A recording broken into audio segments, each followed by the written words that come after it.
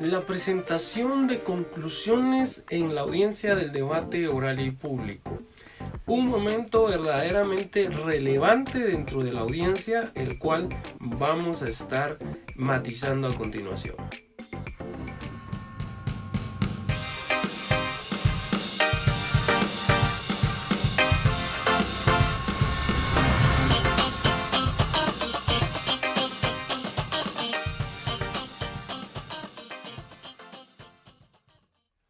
Hola, ¿qué tal amigos y amigas de Ágora Judicial? Es un gusto de nuevo el poderlos saludar ya en estas últimas entregas de la serie que explica los momentos de la audiencia del debate oral y público en Guatemala. En este momento nos toca abordar el aspecto o el punto número 12 y que por cuestión de orden lo hemos establecido de esa manera. ¿Y qué sucede en la audiencia del debate oral y público? Que es básicamente la discusión final y clausura del debate, o como lo conocemos generalmente, la presentación de nuestras conclusiones. ¿Recuerda usted que al inicio de esta serie de vídeos decíamos que hay tres momentos fundamentalmente relevantes dentro de la audiencia de juicio? No obstante, que todos son necesarios y todos forman parte del debido proceso. Pero los momentos torales en los que las técnicas de litigación van a quedar al descubierto básicamente son tres. El primero de ellos es la presentación de nuestros alegatos de apertura, o es decir, nuestra presentación de teoría del caso, la presentación o diligenciamiento de la prueba y finalmente la presentación de nuestras conclusiones, que básicamente integrados estos tres momentos vamos a obtener lo que teóricamente se conoce como la teoría del caso, sustentada por la teoría de la prueba más la teoría del delito. De esta cuenta que estos tres momentos configuran básicamente la oportuna presentación de nuestra teoría del caso. Así que el día de hoy nos toca abordar algo acerca de lo que establece el artículo 382 del Código Procesal Penal relativo a la discusión final o presentación de nuestras conclusiones. La presentación de las conclusiones básicamente va a suceder en el momento en el que se haya culminado con el diligenciamiento de toda la prueba ordinaria o incluso de la prueba que haya sido admitida como nueva prueba a ser diligenciada dentro del debate oral y público. De esa manera, de conformidad con lo que establece el artículo 382 del Código Procesal Penal, sucede la suerte que se concede la palabra por parte del tribunal sentenciador al Ministerio Público para que emita sus conclusiones, al querellante adhesivo y finalmente a los defensores de las personas que están siendo o la persona que está siendo juzgada. Básicamente ese es el ejercicio y ese es el orden en el cual se entraría a discutir las conclusiones o a presentar las conclusiones. En ese orden de ideas soy del particular punto de vista que la presentación de las alegaciones finales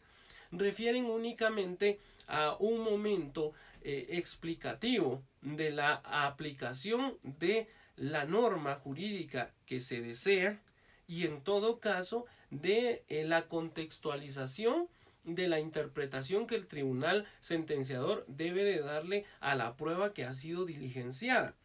De esa manera entonces nuestras alegaciones finales pues se sugiere no sean o no corran la suerte de ser una argumentación excesivamente larga, repetitiva y que no tendría o que correría en todo caso el riesgo de que quien la presenta se equivoque en alguna apreciación que desea hacer. En realidad, las alegaciones finales, si se ha hecho una excelente presentación de la teoría del caso a través de los alegatos iniciales, si se ha sabido presentar la prueba de forma adecuada en el diligenciamiento de la prueba, llevándose el orden que nos conviene para poder presentar nuestra tesis o antítesis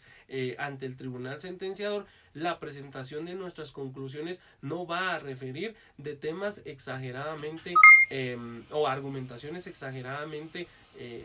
demoradas o dilatadas en el tiempo que resultarían siendo inútiles y absurdas, puesto que debemos de recordar que el tribunal sentenciador ha presenciado cada uno de los momentos del debate oral y público y no es necesario hacer un resumen de todo lo que ha sucedido, sino que en todo caso establecer cómo es que yo como presentador de mi tesis o antítesis quedo convencido de que la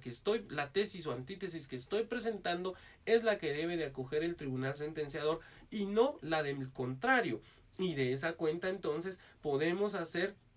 un ejercicio adecuado de la presentación de nuestras alegaciones finales. Y de igual manera, en este caso se sugiere la importancia que tiene del por qué es que yo considero que la norma a aplicarse es la que yo estoy solicitando y no una diferente a la que se está solicitando. Es decir, por qué yo creo que en la comisión de estos hechos son o deben de encuadrarse dentro de una norma determinada y no en una diferente que pudiera dar más o menos la posibilidad de aplicarse también en el caso concreto. Es decir, presentar mi teoría del delito, por qué es que la comisión de este hecho delictivo encuadra en esta norma jurídica y no en una distinta, y en dado caso o en todo caso en el ejercicio de la defensa, pues por qué debía de aplicarse una norma de carácter absolutorio al caso concreto y no la norma que se sugiere por parte del contrario. Creo que ese es el ejercicio oportuno que debe de llevarse a cabo en la presentación de los alegatos finales. Llama mucho mi atención que, aunque muchos son del criterio que por el hecho que para efectos explicativos el Código Procesal Penal el legislador suprime el instituto explicativo de lo que es el actor civil o las partes civiles dentro del juicio, el mismo término se sigue utilizando de manera repetitiva en diversidad de artículos. Es decir, lo que se suprime es la explicación de qué es una parte civil, pero luego de eso se sigue utilizando por parte del legislador el término y lo volvemos a encontrar en el segundo párrafo del artículo 382 del Código Procesal Penal, en donde dice que las partes civiles limitarán su exposición a los puntos concernientes a la responsabilidad civil. Soy del punto de vista que en la presentación de las alegaciones finales, los sujetos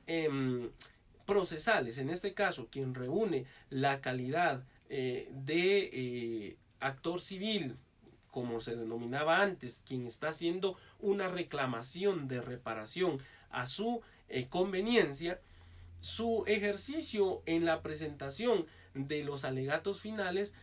quedaría relegada principalmente a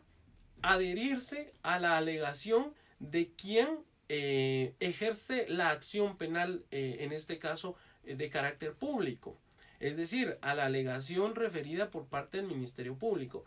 En realidad, la experiencia nos ha llevado a observar que en algunas ocasiones la función de la persona o las personas o el sujeto procesal que está haciendo una reclamación de reparación de las lesiones que se le han causado en términos generales, muchas veces resulta oponiéndose a las conclusiones vertidas por parte de quien ejerce por excelencia y por determinación constitucional la persecución penal. Esto resulta verdaderamente contraproducente, puesto que debemos de recordar que desde el momento en que el sujeto procesal es admitido como querellante adhesivo, significa que el mismo pues obviamente va a participar o va a tener una participación de adhesión a lo que el titular de la acción penal está llevando a cabo. Sin embargo, si se presenta una tesis distinta, entonces básicamente estaríamos confundiendo la razón de ser y el sentido estricto de la norma procesal penal, las garantías constitucionales. ¿Cómo se supera esto? Pues esto obviamente ha de superarse a través de una coordinación oportuna por parte de quien ejerce por mandato constitucional la persecución penal y quien ha decidido adherirse a la misma. De esa manera se puede mantener ese balance del establecimiento de las argumentaciones que han de llevarse o de que han de presentarse ante el tribunal sentenciador. Es de esa manera entonces que en la presentación de los alegatos iniciales coincido en que debe de observarse lo establecido por el artículo, por el legislador en el artículo precitado, en cuanto a que estos únicamente deben de referirse a los puntos concernientes a la responsabilidad civil. De esa manera puede utilizarse esta facultad de presentación de alegatos finales adhiriéndose a la manifestación de quien ejerce la persecución penal por excelencia y hacer ver que en la audiencia específica para la reclamación de reparación se estará presentando efectivamente pues los elementos que constituyan o que formen parte de la reclamación y que sobre la cual ésta se va a sustentar. Creo que esa es una buena estrategia de presentación en la audiencia de juicio. ¿Y por qué surge esto a la vista? Porque de hecho el mismo artículo en el tercer párrafo establece que solamente el Ministerio Público y el defensor del acusado pueden replicar. Es una norma que se encuentra vigente, es decir, que si se presenta una tesis distinta por parte de la persona que está reclamando una reparación, podría quedarse en el limbo que efectivamente no va a tener la posibilidad de poder hacer uso de su derecho de réplica. Recordemos que el derecho de réplica, vuelvo a citar el artículo, está limitado únicamente para quien ejerce la acción penal por deber constitucional y para la defensa de las personas que están siendo acusadas. Por lo tanto, ha de deducirse que efectivamente esta discusión en cuanto a la existencia o no de responsabilidad penal queda suscrita únicamente al Ministerio Público y a la defensa de los acusados o acusadas en todo caso. De igual manera, debemos de recordar que finalizada esta discusión se tiene la posibilidad de que las personas que figuran o la persona que figura como víctima pueda hacer un requerimiento final así como el acusado. Y acá debemos de tener claro lo siguiente en cuanto a la orientación que se le debe de dar o la asesoría que se le debe de dar tanto a las víctimas como a los acusados. Que este momento del debate ya no refiere al derecho, en primer lugar, si se participa o se tiene el papel de víctima dentro de la audiencia del debate, de declarar como testigo. Es decir, la última palabra no es una declaración de los hechos que a mí me constan, porque se tuvo el momento oportuno para poder ser interrogado o interrogada al respecto. En segundo lugar, si la posición del acusado es el poder hacer un requerimiento final, ha de asesorarse e indicarse que este momento no es el momento para hacer una declaración en cuanto a los hechos por los cuales él mismo ha sido juzgado. Este momento refiere únicamente a un requerimiento final que se le deba de dirigir al tribunal sentenciador. ¿Y por qué digo esto? Porque efectivamente luego de las alegaciones finales y del derecho de réplica al que hace mención el artículo 382 del Código Procesal Penal, los sujetos procesales, llámese Ministerio Público, representante de la Fiscalía, llámese defensa técnica del querellante adhesivo o llámese defensa técnica de los acusados, pues ya no tienen la posibilidad más de participar en la audiencia. Si usted se da cuenta de la manera como está redactado el artículo 382, la única forma de poder o los únicos momentos de participar dentro de la audiencia son todos los que anteceden a la utilización del derecho de réplica. Posteriormente a este momento ya no se puede dirigir un interrogatorio, ya no se puede dirigir un contrainterrogatorio. Por lo tanto, debe de entenderse que la participación tanto de la víctima como de los acusados posteriormente a la discusión final, pues únicamente es para hacer un requerimiento final ante el tribunal sentenciador.